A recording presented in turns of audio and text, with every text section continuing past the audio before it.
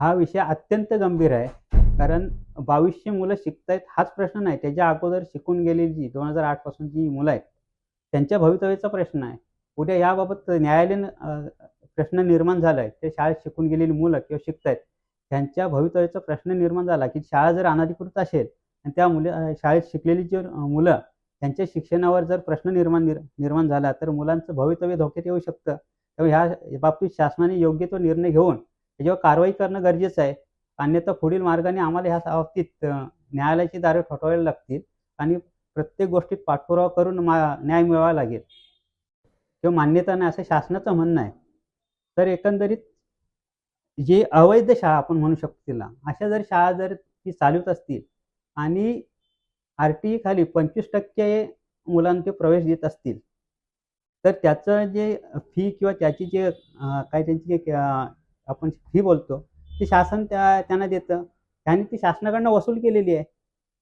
एकतर हा बोगस शाळा असताना शासनाची फसवणूक करून ते पैसे लाखो रुपये वसूल केले, शासनाकडनं मिळवलेले आहेत. या बाबतीत सुद्धा फौजदारी गुन्हा दाखल होणं गरजेचं आहे आणि त्या प्रक्रियेसाठी आम्ही प्रयत्न करणार आहोत. कारण शासनाचे पैसे तुम्ही बोगस शाळेने मिळवलेत.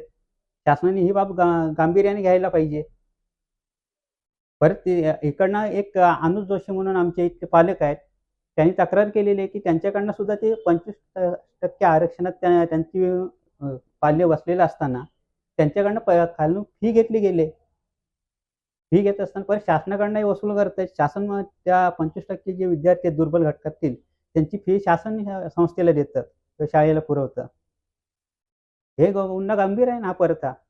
त्या मुद्द्यावर सुद्धा शासनाने लक्ष घालून यांच्यावर स्वतःहून गुन्हे दाखल करायला पाहिजेत. ही शासनाची फसवणूक आहे. या बाबतीत सुद्धा आम्ही शासन दरबारी पत्रव्यवहार करून तिथे हे शासनाचे निदर्शनास आणून देऊन पुढील कारवाईची आम्ही मागणी करणार आहोत. त्या पाल्यांचं आणि पालकांची एक नैतिक जबाबदारी आहे, की आपल्या पाल्य आणि पालक हे आपण ज्या शाळेत आहोत किंवा ज्या ठिकाणी आहोत त्याचं पुढील भविष्य काय असावं, म्हणून ह्या दृष्टीने आम्ही माननीय जिल्हाधिकाऱ्यांना परवाच्या दिवशी पत्र दिलेलं आहे. या विषयाचं गांभीर्य ओळखून आपण उचित कारवाई करावी, त्याबाबतची चौकशी करावी.